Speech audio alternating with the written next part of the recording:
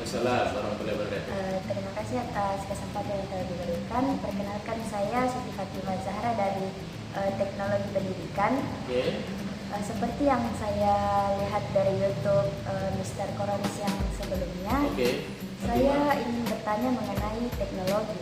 Apa esensi sesungguhnya hadirnya teknologi dalam hal pendidikan? Apa pandangan Bapak Mister Koronis? Baik ya, terima kasih. Pertanyaan yang bagus ya. Kalau tidak salah dengar tadi, namanya Fatima ya. Ini nama yang bagus juga ya. Iya. Jadi Nanda Fatima ini dari jurusan Teknologi Pendidikan ya. Oke. Dia tanya tentang bagaimana sesungguhnya esensi kehadiran teknologi. Ya. Sebetulnya ini mudah saya jawab karena diminta pandangan saya begitu ya. Ya. Kalau diminta pandangan pakar berarti saya harus cari pakarnya. Tapi karena dia minta pandangan saya jawab secara pandangan saya. Jadi begini Nanda Fatima ya. Dalam kondisi sekarang ini, dunia sudah mengglobal ya. Dunia sudah maju begitu, maka pasti kemajuan teknologi juga harus maju. Tidak boleh tidak. Makanya generasi sekarang, ketika kita hidup di generasi teknologi, tentunya kita juga harus berpikir secara teknologi. Jangan kita hidup di era modern, di era seperti sekarang, di era global, tapi kita berpikir tradisional. Kalau ada orang, kalau ada mahasiswa, kalau ada audiens, ya, dia hidup di alam teknologis modern sekarang ini, tapi dia masih berpikir kolonial, padahal sudah modern, maka dunia akan menjadi salah tingkah melihat dia. Jadi bukan orang di sampingnya itu menjadi salah tingkah, tapi dunia menjadi salah tingkah, bumi yang menjadi salah tingkah. Kenapa ada orang hidup di alam modern tetapi dia berpikirnya tradisional?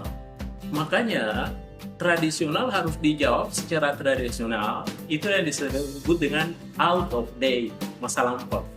Sekarang kita sudah hidup di up to date ya, masa teknologi baru atau teknologi modern. Ya, terkait dengan pertanyaan Fatima, saya kira ini bagus sekali ya. Bagaimana esensinya kehadiran teknologi? Saya tadi sudah sampaikan bahwa teknologi ini tidak bisa dibendung ini Nanda. Ya. Jadi ketika kita sekarang berada di dalam rumah, di kamar ukuran 3x3 meter saja, kita mampu mengakses yang namanya teknologi. Ya. Kita bisa pesan minum air melalui teknologi ya. Ya, kita bisa pesan roti melalui teknologi. Kita bisa pesan makanan, nasi, dan lain-lain sebagainya melalui teknologi itu ya. Iya, sehingga dengan demikian kita tidak boleh menafikan yang namanya teknologi. Kita harus terima itu. Sebab walaupun kita tutup pintu kita, maka teknologi akan masuk melalui jendela. Oleh karena itu, jangan pernah kita tutup kerannya teknologi. Kita harus terima itu. Tapi yang paling terpenting adalah bagaimana kita harus memilah dan memilih mana sesungguhnya teknologi yang menguntungkan. Yang mana bisa bermanfaat, khususnya dalam pendidikan. Ya, karena Nanda ini dari teknologi pendidikan, maka kita cari nuansa-nuansa teknologi yang menguntungkan di bidang pendidikan. Bagaimana contohnya? Contohnya di bidang pendidikan, teknologi pendidikan itu termasuk teknologi pembelajaran. Mudah kita akses buku-buku melalui teknologi. Tidak perlu ke perpustakaan lagi. Tapi melalui kita punya HP itu, kita sudah mampu mengakses yang namanya bacaan-bacaan secara digital. Bacaan-bacaan secara online. Sehingga dengan demikian, kitalah termasuk orang-orang yang beruntung dengan kehadiran teknologi itu, karena kita bisa memanfaatkan dengan baik. Tapi ingat Nanda, bahwa ternyata teknologi itu tidak keseluruhannya membawa dampak positif. Ternyata pasti ada dampak negatifnya. Apa dampak negatifnya? Tentu tidak perlu saya jelaskan. Tetapi kita sudah pernah melihat sendiri bahwa ternyata ada hal-hal yang dibawa oleh teknologi yang semestinya belum mampu untuk ditonton, khususnya kita yang masih mahasiswa, yang masih siswa, masih murid. Ternyata sudah harus ditonton itu karena bebasnya masuk teknologi itu. Oleh karena itu, Yang berperan di sini tentunya adalah orang tua, bagaimana bisa mendampingi anaknya sehingga teknologi yang hadir ini adalah teknologi yang bisa menjadi sesuatu yang tepat guna, yang bisa dimanfaatkan dengan baik oleh mahasiswa, khususnya bagi prodi teknologi pendidikan itu. Saya kira begitu Nanda Fatima ya. Bagaimana, bisa dipahami? Bisa ya. Saya kira demikian Nanda ya. Iya, saya punya jawaban itu. Nanti kalau ada yang kurang-kurang Fatima bisa bertanya lagi ya. Iya, tentu terkait dengan persoalan-persoalan teknologi komunikasi, tidak apa-apa, karena kita ini selalu berkait dengan fenomena-fenomena komunikasi tentunya.